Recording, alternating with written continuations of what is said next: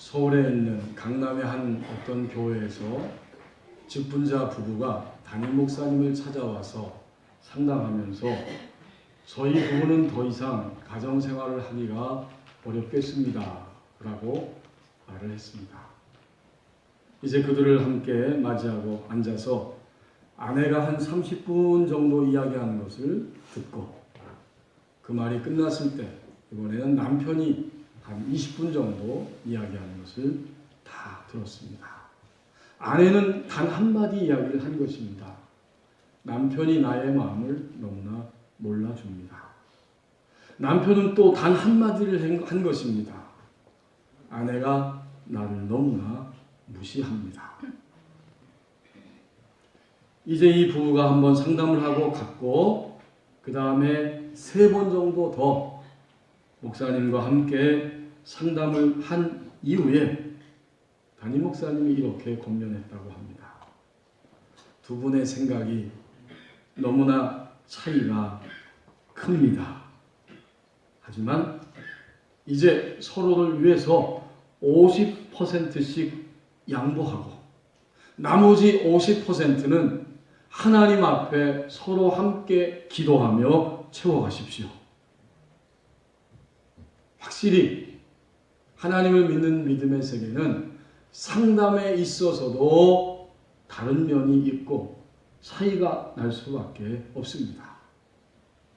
지시적으로 상담하고 또 비지시적인 방법을 통해서도 상담을 하지만 믿음의 세계 안에서 우리 그리스도인들 기독교적 상담은 그 모든 이론들과 함께 하나님의 개입하심이 있습니다. 어느 곳이든지 하나님이 개입하시는 그 부분을 항상 남겨두고 의식하고 그것을 따라가야 합니다. 하나님께서 두 분을 사랑하고 계시고 가정을 보호하고 계시고 하나님이 끝까지 하나님의 사랑으로 채워갈 수 있도록 도와주십니다. 그렇기 때문에 두 사람은 서로 위하여 기도하면서 결코 이 위기 앞에서 넘어지지 않아야 합니다. 이것이 상담과 그 목사님의 결론적인 본면이었습니다. 이제 그 부부가 어떤 선택을 했는지 어떤 것을 취했는지는 알 수 없습니다. 오늘 우리에게 주신 말씀 10절 상반절을 보십시오. 믿음의 세계 속에는 넘어지는 일들이 있습니다. 그때에 많은 사람이 실족하게 되어 예수님이 제자들과 함께 예루살렘 성전에서 걸어 나오시는데 제자들이 성전 건물의 화려함을 보면서 이야기했더니 주님이 멀지 않아서 이 아름다운 성전이 돌 위에 돌 하나도 남지 않고 다 무너져 버릴 것이다. 이렇게 예언적인 선포를 했습니다. 그 말을 듣고 제자들은 깜짝 놀랍니다. 예수님 당시에 이 헤롯 성전은 아주 화려한 건물로 유명했습니다. 들쑥날쑥 벽돌이 돌들이 교차적으로 지어졌는데 마치 파도가 치는 것을 연상하게 했고 또 그 앞에 거대한 대리석 기둥들이 있고 성전의 기둥들이 화려하게 금으로 장식되어 있습니다. 그 모든 것을 볼 때 화려한 모습을 사람들이 다 입으로 감탄하며 바라볼 수밖에 없었다고 합니다. 그런데 바로 그 성전이 돌 위에 돌 하나도 남지 않고 다 무너져 버릴 것이다 라고 하는 주님의 말씀을 들으면서 제자들은 의문이 생겼어요. 그래서 예수님께 2가지 내용을 질문하는데 사실은 한 가지입니다. 같은 이야기입니다. 오늘 24장 3절 말씀을 앞에 와서 보십시오. 제자들이 예수님의 선포의 말씀을 듣고 충격을 받으며 질문한 겁니다. 3절에 보면 예수께서 감람산 위에 앉으셨을 때에 제자들이 조용히 와서 이르되 우리에게 이르소서 어느 때에 이런 일이 있겠사오며 어느 때에 이 예루살렘 성전이 무너지는 일이 있겠습니까? 또 주의 임하심과 세상 끝에는 무슨 징조가 있사오리까? 2가지를 물었지만 하나입니다. 우리가 주님을 믿고 사는데 우리가 사는 생활 속에 이 엄청난 재난이 언제 있을 것입니까? 또 주님이 재림에 오실 텐데 그때에는 어떤 일들이 발생하고 어떤 징조들이 먼저 보이겠습니까?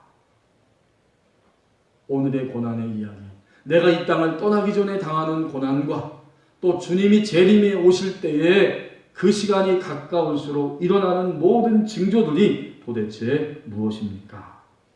이 한 가지를 물어본 거예요. 예수님이 대답하시죠. 그때 많은 사람들이 실족할 것이다. 시험에 들어서 넘어질 것이다. 성도 여러분, 하나님을 믿고 사는 믿음의 세계에는 넘어지는 일이 있습니다. 이제 10절 하반절 말씀 보십시오. 넘어뜨리는 일이 일어납니다.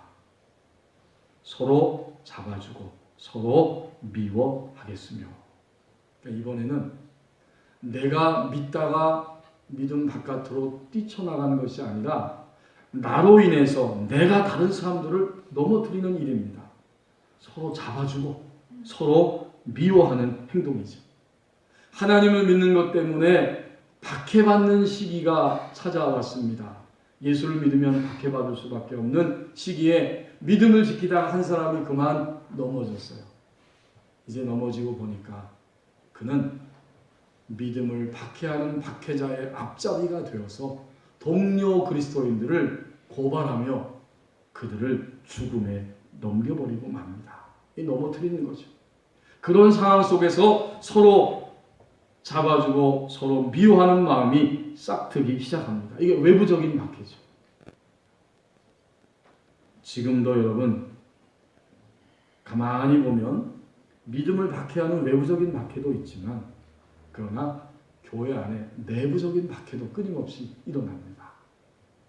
제가 종종 말씀드리는 것처럼 우리가 함께 생각하는 것처럼 교회 안에서 시험 드는 사람, 교회 안에서 시험 들게 하는 사람은 새신자가 아닙니다. 물론 초신자, 새신자도 그런 일을 할 수도 있겠지만 대부분 믿음 생활 오래 한 사람들이 옆에 있는 기존의 신자들이나 믿기 시작한 초신자들을 시험 들게 하고 아프게 하고 넘어뜨리게 합니다. 오늘 한국교회 현실을 보십시오. 답답한 일들이 가끔씩 일어납니다. 교회 안에서 주의 몸된 교회가 있는데 그 교회를 다 섬긴 다음에 왜 하필이면 자기의 자식에게 그 교회를 물려주려고 할까요? 모르겠습니다. 하나님 앞에 기도했더니 하나님이 내 자녀에게 이 교회를 담임하게 해라. 아마 그랬다면 뭐 그럴 수 있겠죠. 하지만 그때도 검증이 필요합니다. 나에게 하나님이 그렇게 말씀하셨다면 모든 교우들에게도 똑같이 말씀하셨을 거예요. 그렇다면 다 함께 기도하고 주님이 정말 그렇게 하라고 했다면 그때는 그렇게 할 수 있습니다. 교회 안에서 넘어뜨리는 일은 새신자, 초신자들도 있긴 하지만 더 많은 경우에 오래 믿은 그런 기존의 신자들이 서로 넘어뜨리는 일들이 있습니다. 좀 더 범위를 좁히면 가정 안에서 또 목장 안에서 모임 안에서 선교회 안에서 나의 어떠함 때문에 사람들이 넘어지고 믿음이 무너지는 일이 발생합니다. 1799년에 사망한 미국의 초대 대통령이었던 조지 워싱턴은 감기가 들었는데 의사들이 그 감기를 치료하다가 그만 잘못해서 과다출혈로 그 과다출혈을 일으켜서 죽게 했다고 이야기가 전해져 옵니다. 그런가 하면 1893년에 사망한 러시아의 음악가 차이코프스키와 그의 어머니는 이제 균들 때문에 질병의 균 때문에 고생하면서 위험하게 되었는데 그 당시에 의사가 행한 유일한 시술의 방법은 그 모자를 펄펄 끓는 물에 집어넣는 것이었습니다. 결국 이 음악가 차이코프스키와 그의 어머니는 화상을 이기지 못해서 화상 때문에 그만 죽임을 당했다고 전해옵니다. 두 경우 다 의술의 부족함 때문에 일어난 안타까운 사연이지만 다른 사람들을 넘어뜨려 죽게 만든 그러한 사건입니다. 이제 여기서 우리는 분명히 물어볼 것이 있습니다. 오늘의 나는 누군가의 믿음을 세우고 있는가, 아니면 그 사람의 믿음을 넘어뜨리고 있는가? 우린 잘 몰라요. 처음엔 잘 몰라요. 지금도 나의 믿음이 이렇게 힘든 것은 누구누구 때문이고 아무개 때문이다. 저 사람 때문에 내가 이렇게 힘들게 억울하게 당하고만 살면서 간신히 믿음을 어렵게 유지하고 있다. 이런 생각을 우리는 하게 됩니다. 앞에서 말씀드린 그 조지 워싱턴 대통령과 그 음악가 차이코프스키, 그 모자, 이 두 사람이 아마 그 당시가 아니라 수십 년, 몇 수십 년 지난 다음에 그 이후에 병원에 갔었더라면 충분히 치료를 받았을 것입니다. 우리는 그걸 알고 있죠. 만약 오늘 21세기 지금이라면 아무도 그런 상태로 죽도록 내버려 두지는 않았을 거예요. 현대의술은 그걸 충분히 다 치료하고도 남음이 있습니다. 지금이라면 그렇게 놔두지 않았을 것입니다. 우리는 시간이 좀 더 지나가면 하나님의 깊은 사랑 안에서 점점 내가 깨닫고 들어갔을 때에 내가 좀 더 새로워지면서 그때 압니다. 아, 그렇구나. 내가 누구누구 때문에, 아무개 때문에 뿐만 아니라 나도, 그리고 바로 내가 말로 행동으로 그 사람의 믿음을 무너뜨렸구나. 이것을 절실하게 깨닫습니다. 시간이 지나면 조금만 하나님의 사랑 안으로 들어가서 보면 다른 사람도 그렇지만 나도 역시 다른 사람의 믿음을 무너뜨렸다는 사실을 반드시 깨닫습니다. 이제 우리가 서로 누군가의 믿음을 무너뜨릴 때, 넘어뜨릴 때, 그때에는 어떤 상황인가? 오늘 10절 하반절에서 대표적으로 미움이 있을 때라고 말씀합니다. 서로 미워하겠으며, 미워하다 보니까 사람을 함부로 대합니다. 그리고 내가 함부로 대하는 것 때문에 그 사람의 믿음이 무너져 버립니다. 우리는 의식하면서 그리고 무의식적으로 다른 사람을 함부로 대해. 그 속에는 미움이 있어요. 그것 때문에 내가 그 사람을 무너뜨립니다. 믿음의 세계 속에는 넘어뜨리는 일이 있습니다. 11절 상반절 말씀을 보십시오. 거짓과의 싸움이라고 말씀합니다. 거짓 선지자가 많이 일어날 것이다. 몇 개월 전에 제가 양지빌라, 제가 사는 사택에서 저희 아내하고 차를 딱 몰고 나오는데 앞쪽에서 아주머니 한 분이 손을 막 차를 세워달라는 신호를 보내는 거예요. 가만히 보니까 제가 사는 양지빌라 맞은편 오른쪽에 사는 아주머니예요. 말은 한 번도 안 했지만 동네니까 인사를 하고 지나갔죠. 근데 저희를 보고서 손을 흔드는 거예요. 차를 세우고 창문을 내렸더니 목사님, 제가 목사인지 알아요. 한마디 말도 안 했는데 다 아는 거예요. 우리 친정어머니가 지금 요 앞에서 버스를 타야 되는데 차 시간을 놓쳤습니다. 법원 사거리 쪽으로 가시면 우체국 앞에서 좀 내려주실 수 없겠습니까? 그래서 그렇게 하겠다. 그분을 차에 태우고 이제 법원 사거리에서 우회전해서 교회 쪽으로 와서 차를 세우고 저희 아내가 그분을 손을 잡고 건너서 그 버스 정류장 앞에, 우체국 바로 앞에 모셔드렸습니다. 그분이 저의 이름을 딱 부르는 것을 보면서 제가 느꼈어요. 저 목사가 아마도 틀림없이 우리 어머님을 우체국 앞에 내려줄 거야. 아마 저 목사는 틀림없이 우리 어머니를 차에 태운 다음에 납치하지는 않을 거야. 그런 믿음이 있잖아요. 그런 믿음이 없으면 어떻게 저한테 부탁하겠어요? 그 믿음이 있기 때문에 목사님하고 부르면서 그 부탁을 한 거예요. 그 이후에 그분과는 그냥 더 자연스럽게 인사를 할 수 있게 되었습니다. 우리가 사는 시대요, 무섭습니다. 남녀노소 구분할 거 없어요. 누군가 저 앞에서 차 태워달라고 모르는 사람이 손 들면 어디 이 자리에 계신 분들을 세워주시겠어요? 그건 피차의 어려운 일입니다. 내가 그 사람한테 당할 수도 있지만 그 사람도 나한테 당할 수도 있어요. 서로 못 믿는 거예요. 이만큼 불신의 시대입니다. 오늘 주님이 말씀하셨습니다. 정말 그때에는 거짓 선지자가 많이 일어날 것이다. 결국 믿음이 무엇입니까? 거짓과의 싸움입니다. 아멘.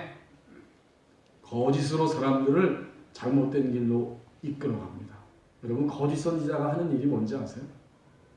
결국 이런저런 일을 다 해도 딱 한 가지 일을 합니다. 거짓 선지자는 예수님과 사람들을 멀리 떨어뜨려 놓게 되고 아멘.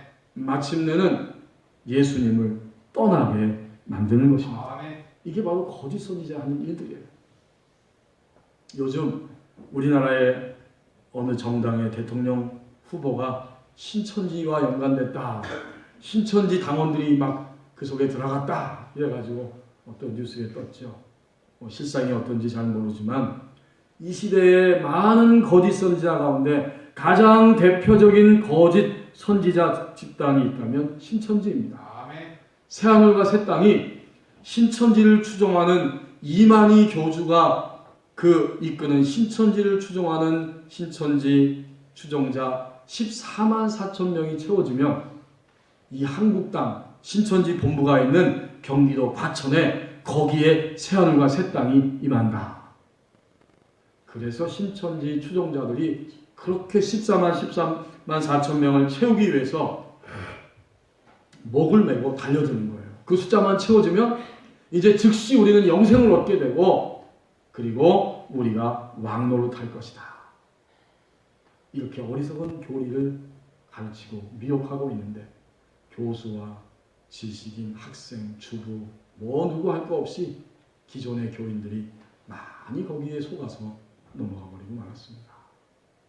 그런데 2016년 작년 1월 달에 그 신천지 내부 자료가 유출이 된 걸 보면 이미 1월 달에 16만 1691명이 신천지 추종자가 됐습니다. 이제 어떻게 하면 좋을까요? 다시 또 거짓말을 해야죠. 그래서 문자 메시지를 다 보내서 거짓말을 했는데 영생이 오는 것, 영생의 순간은 14만 4천 명이 채워지는 것이 아니라 이 땅의 모든 나라들이 세계 평화를 보장하는 그 국제 법이 개정이 되고 종교가 완전히 통합되는 종교 대통합이 이루어져야 영생의 순간이 온다. 이렇게 문자 메시지를 보냈고 지금도 그렇게 교육을 시키고 있는데 또 거기에 또 속는 거예요. 이런 거짓말을 밥 먹듯이 하고 있음에도 불구하고 거기에 또 속아서 사람들이 계속 그 자리에 머물러 있습니다. 물론 다른 이유도 있어요. 가장 큰 이유는 지성인들, 지식인들 너나 할 것 없이 그 이단 집단에 들어갔지만 빠져나오기가 왜 힘드냐? 전문가들이 하나같이 하는 이야기는 이겁니다. 내가 전심전력해서 진리인 줄 알고 쫓아갔는데 그것이 아니라는 사실을 알게 되었을 때 자기 자신을 완전히 부인해야 됩니다. 다시 돌아서서 나와야 되는데 스스로 그것을 인정하기가 쉽지 않다는 거예요. 가장 이 시대의 대표적인 거짓 선지자와 집단은 신천지요 이만희 교주입니다. 아멘. 신천지는 거짓의 집단, 거짓의 장막입니다. 아멘. 자, 그런데 여러분, 우리는 더 깊이 깨달아야 됩니다. 이 거짓과의 싸움이 바깥에만 있는 것이 아니라 우리 내면 안에서도 일어납니다. 아멘. 오늘 예수 그리스도를 구원의 주님으로 믿고 주님의 백성이 된 우리 안에 거짓의 생각과 말들이 끊임없이 일어납니다. 곧 하나님을 믿을 때 우리는 너나 할 것 없이 하나님 앞에서 존귀한 자가 되었습니다. 아멘. 그럼에도 불구하고 우리는 자꾸 하나님이 우리를 존귀하다고 말씀하심에도 불구하고 세상의 여러 가지 기준들과 주변의 기준들과 비교하면서 나는 부족하고 나는 못났어. 이렇게 생각하고 이런 생각에 자꾸 떨어집니다. 우리가 만약 나는 하나님의 눈으로 존귀하고 내가 또 존귀한 만큼 다른 사람들도 존귀하다고 하는 사실을 항상 인식하지 못하고 반대로 나는 못났고 부족하다는 생각에 끊임없이 붙들려서 떨어져 있으면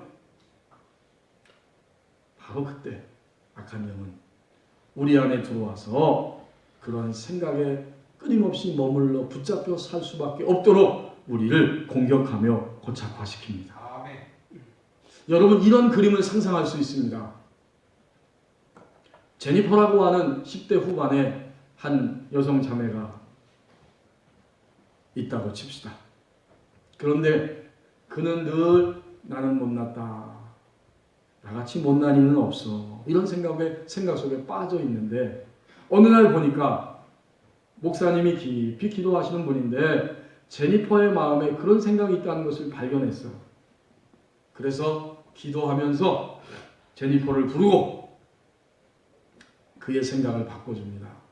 제니퍼, 너는 하나님이 구원한 예수님의 보혈을 통해 구원한 존귀한 하나님의 자녀야.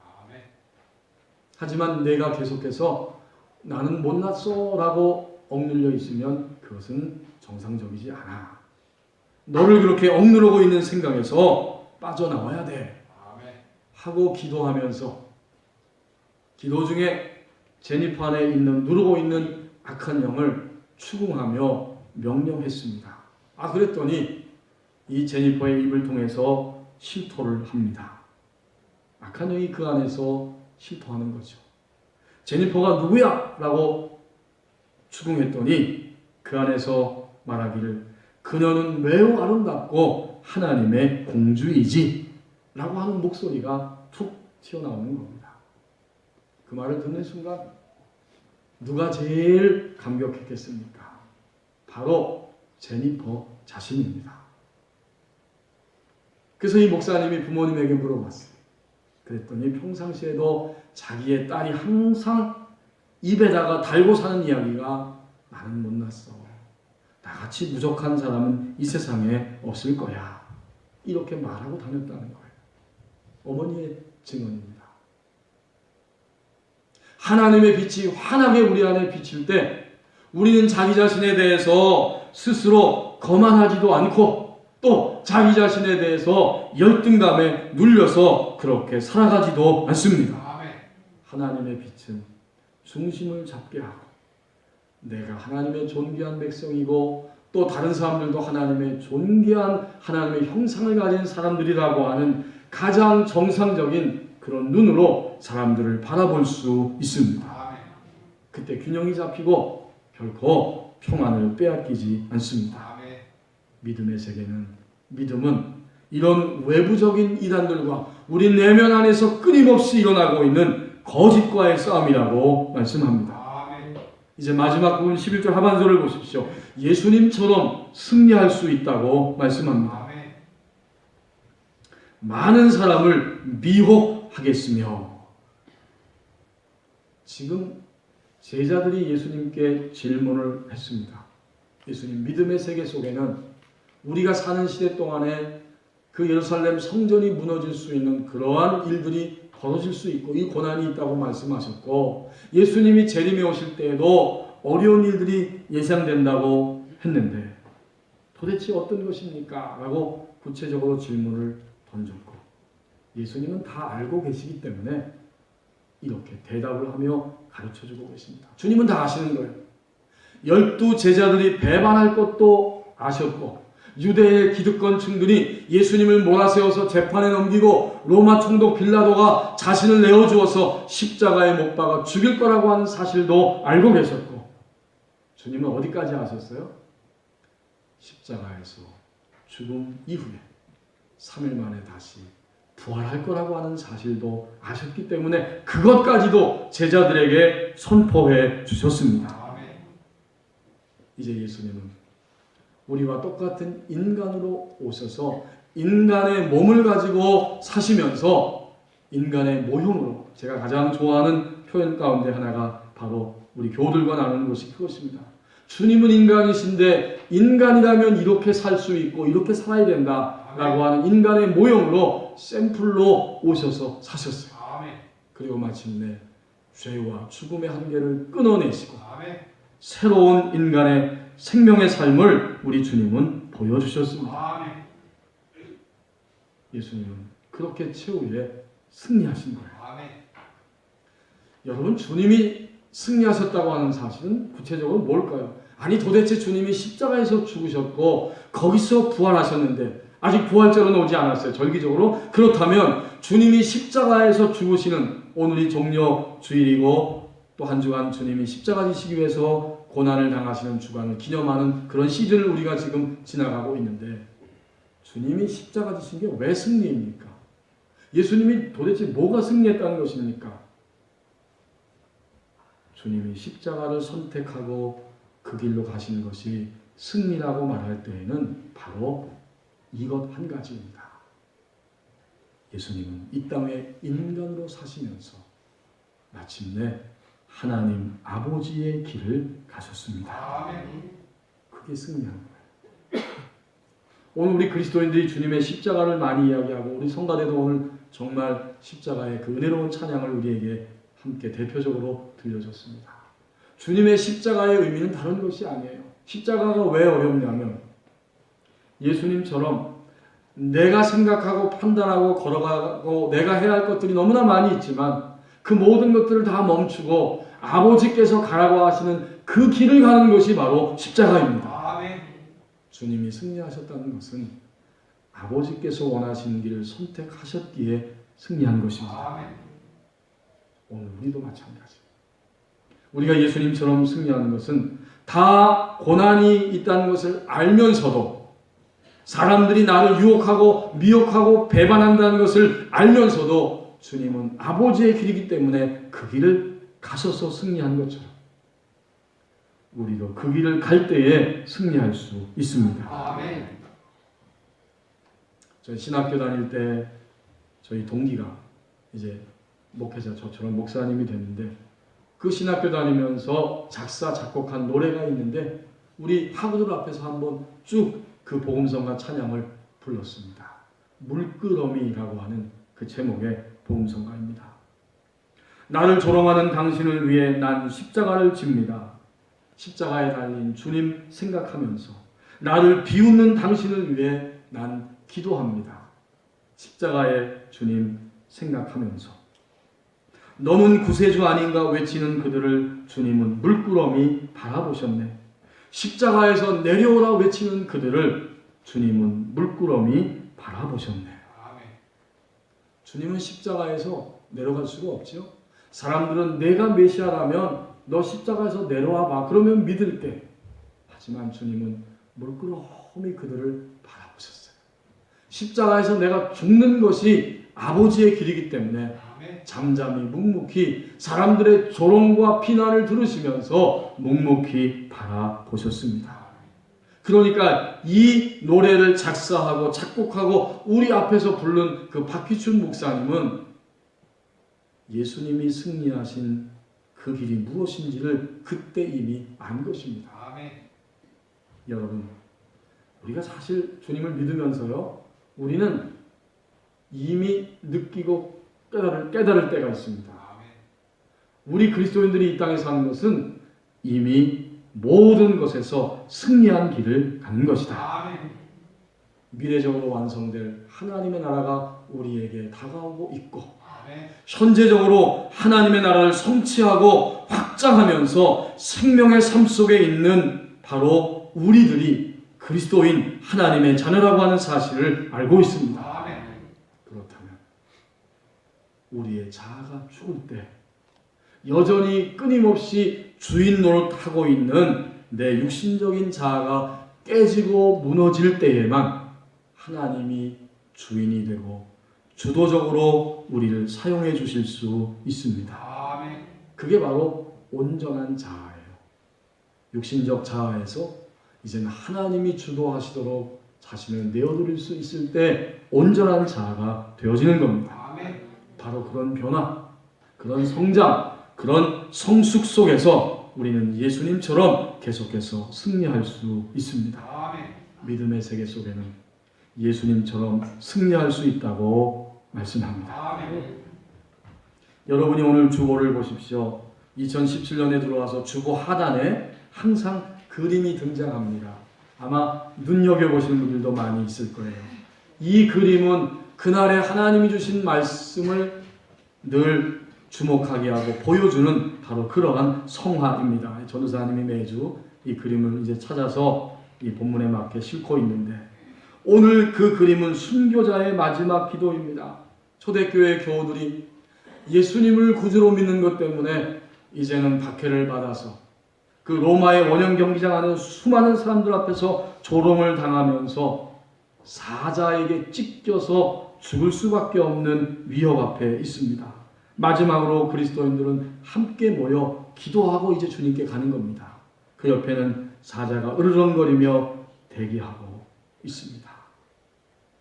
이 위협과 고난 앞에서 성도들은 끝까지 마지막 기도를 드리면서 담대하게 죽음을 맞이하고 있습니다.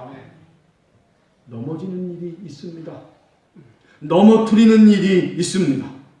거짓과의 싸움이라고 말씀합니다. 예수님처럼 승리할 수 있다고 말씀합니다. 고난주간 앞에서 생각해보는 믿음의 세계, 이 세계 속에는 바로 이런 일들이 일어납니다.